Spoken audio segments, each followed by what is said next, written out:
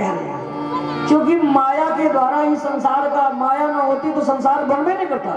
भगवान जब आए तो साथ में माया का आवाहन किया, माया न होती संसार कैसे होता।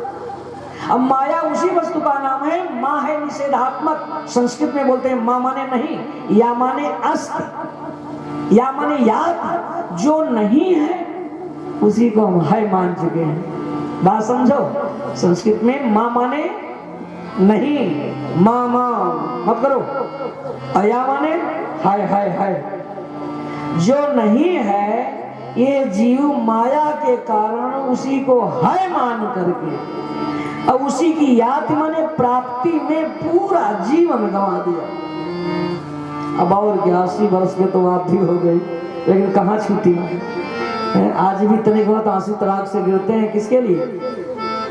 शायद ऐसी विकलता भगवान के लिए आ जाए तो भगवान एक पल भी नहीं देरी लगाएंगे प्रकट होने में। इतनी विकलता नहीं आती है, लेकिन इसलिए नहीं आती कि उतना सत्य उधर नहीं जाता हमारा ध्यान। हम सत्य संसार को मान चुके हैं।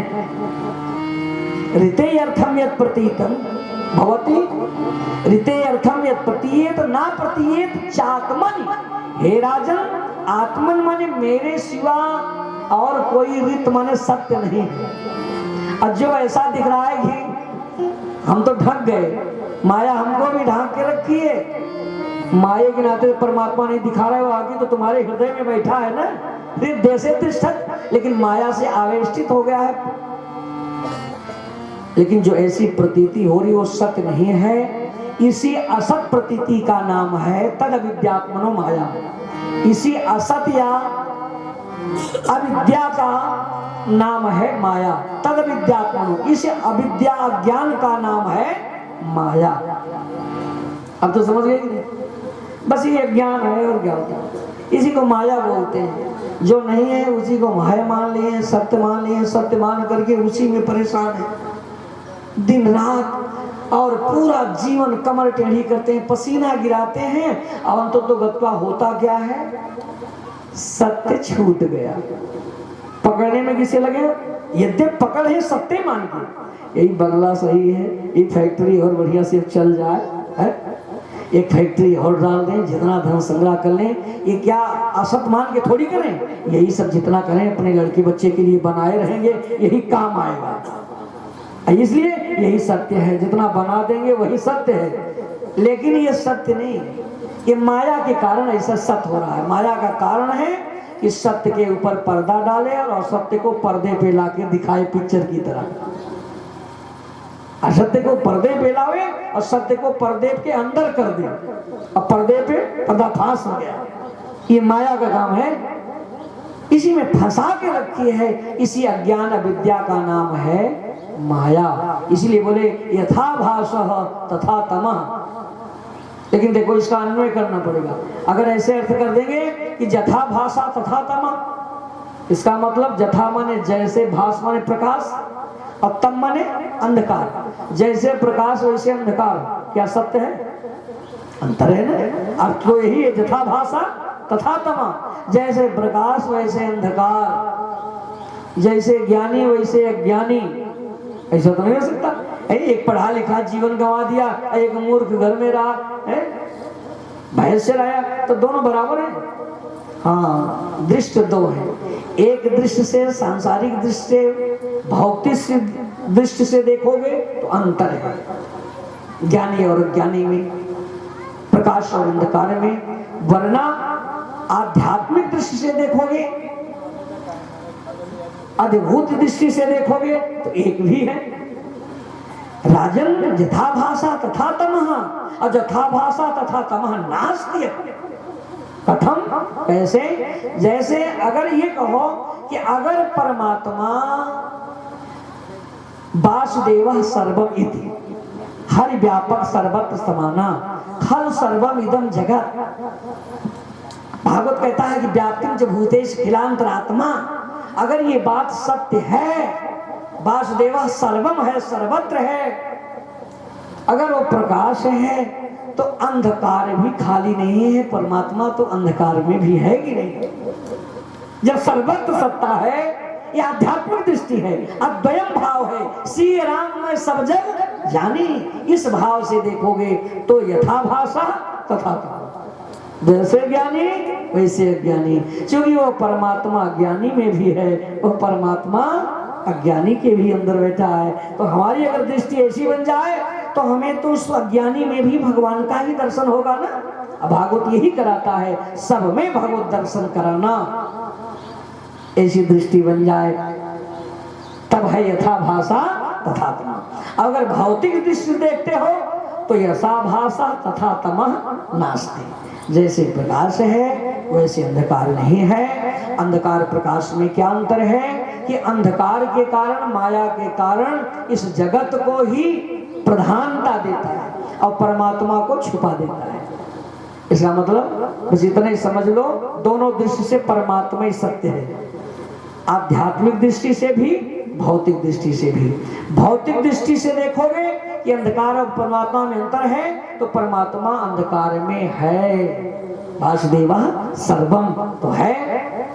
और दूसरी दृष्टि से देखोगे आध्यात्म भौतिक दृष्टि, तो बस दोनों में अंतर इतने हैं कि भाई जहां प्रकाश हुआ अंधकार अपने आप समाप्त हो जाएगा, तम समाप्त हो जाएगा। अर्थात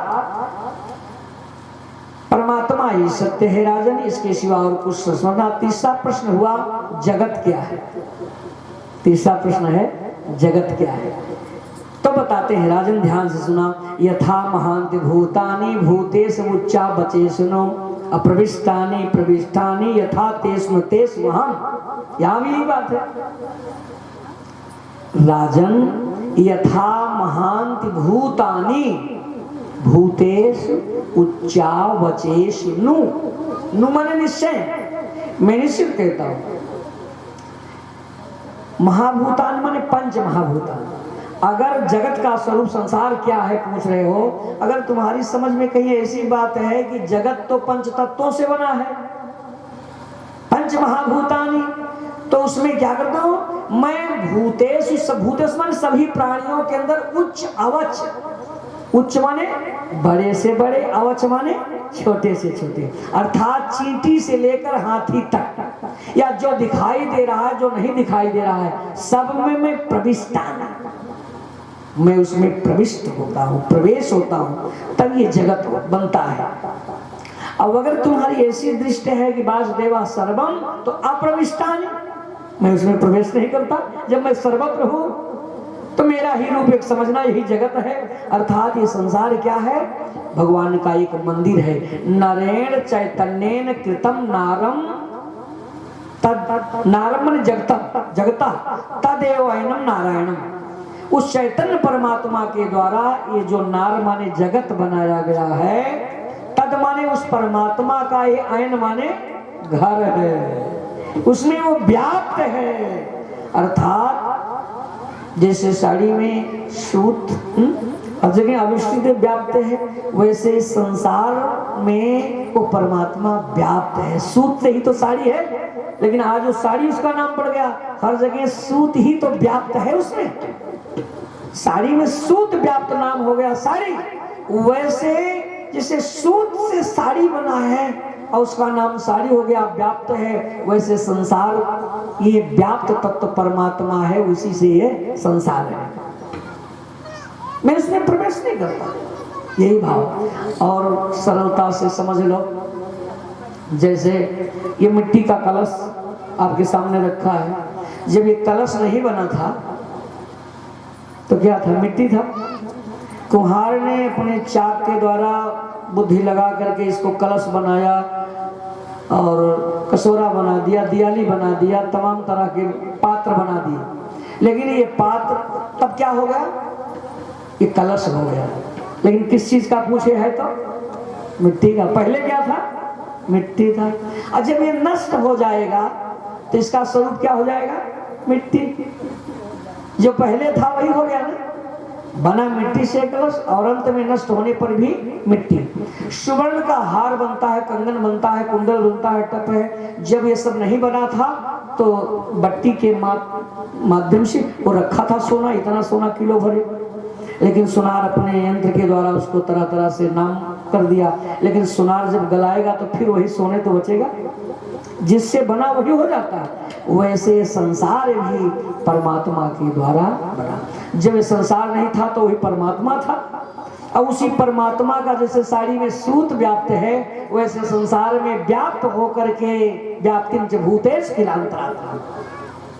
समझ गए कि नहीं भागवत कि हर तंत्र में सब में व्याप्त होकर के उससे संसार बन गया, और संसार भी जब नष्ट हो गया तो फिर क्या बचेगा? वही परमात्मा। परमात्मा से संसार बना था, संसार नष्ट हुआ, फिर परमात्मा बचा, अर्थात संसार को भी परमात्मा से भिन्न न समझ। यही चतुश्रुति भागवत, यही नारायण सुनाए थे। अर्थात इसका भाव है कि कण कण में भगवान ही है, उसके सिवा कुछ नहीं। जो भी करते हैं सब भगवान करते हैं, जो कर रहे हैं सब भगवान कर रहे हैं, मैं तो निमित्त मात्र, करता धरता सब वही है। आगे बोले आत्मा का स्वरूप क्या है?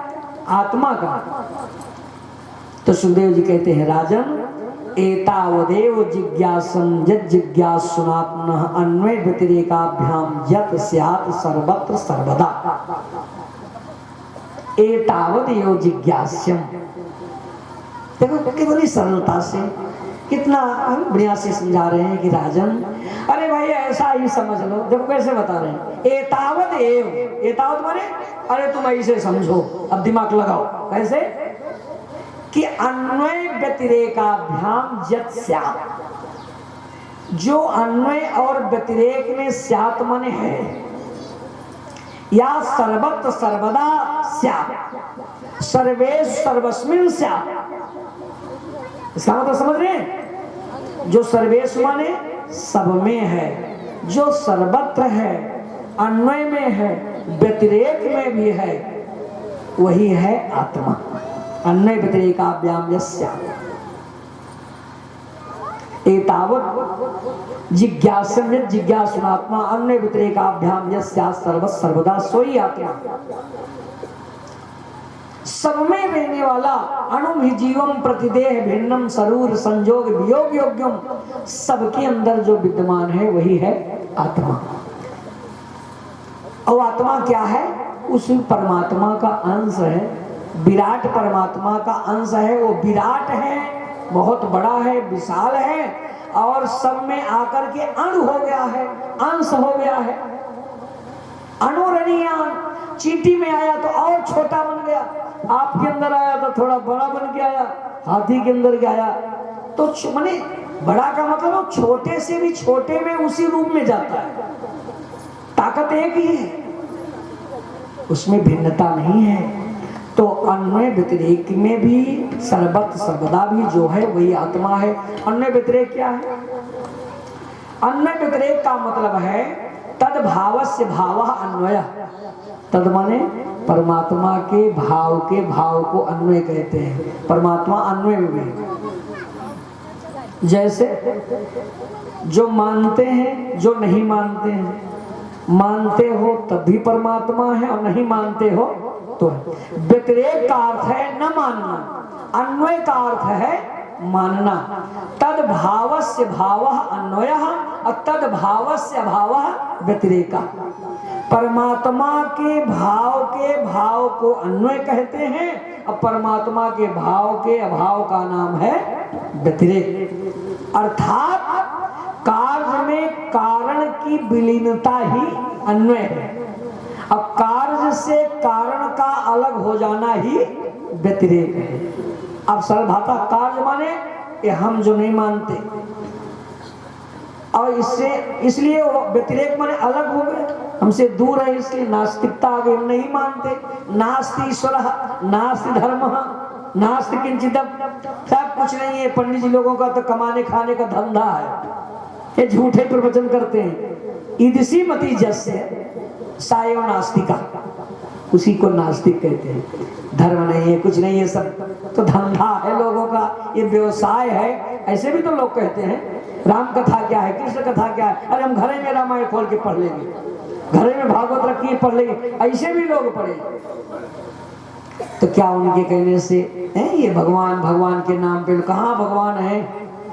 हैं? कहते हैं कि नहीं कहते? नास्ति ईश्वरः नास्ति धर्मः ईदृशी मति जस्य सायो नास्तिका।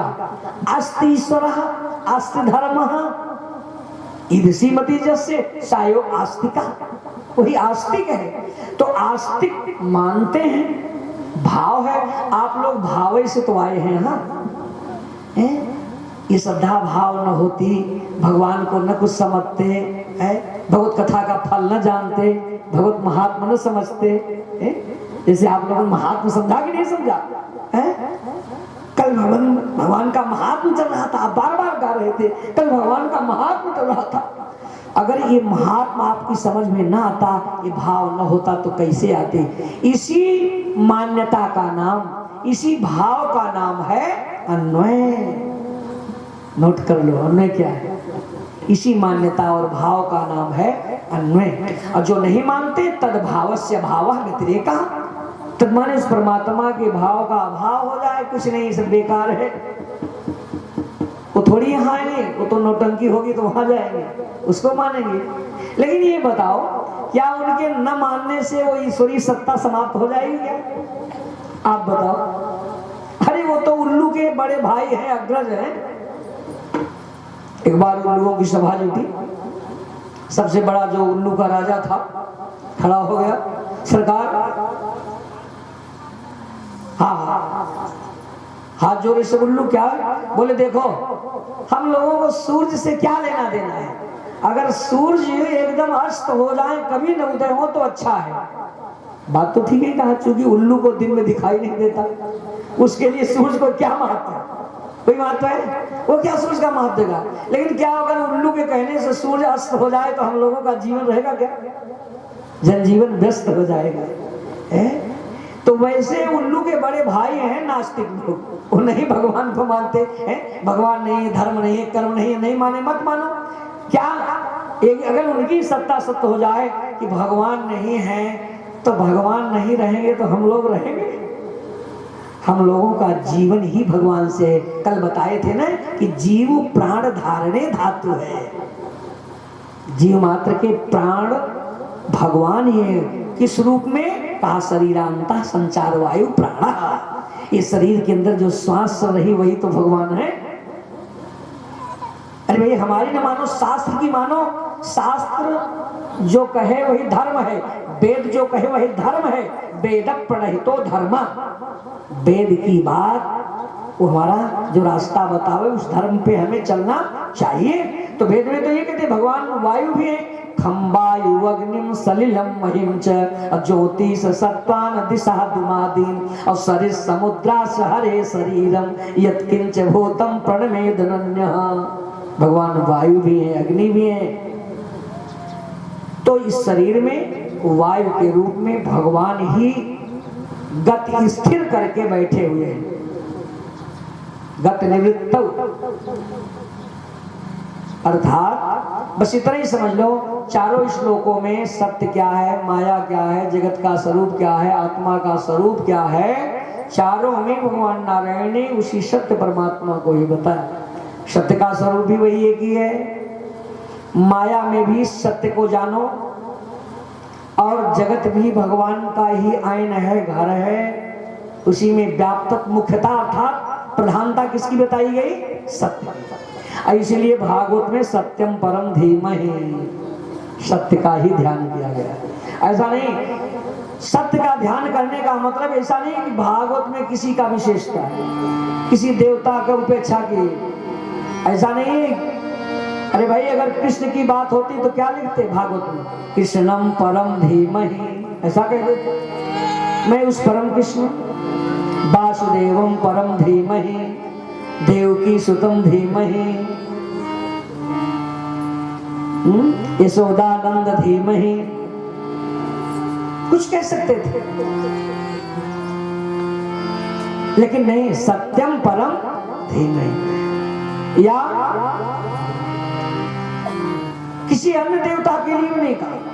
न इसमें किसी देवता की उपेक्षा की गई है, न किसी को घटाया गया है, न बढ़ाया गया है। भागवत में तो सत्यम परम धीमहि, हम उस परम सत्य का ध्यान करते हैं, गान करते हैं, जो सत्य अधिष्ठान के रूप में सबके अंदर विद्यमान है। मैं उस सत्य को प्रणाम करता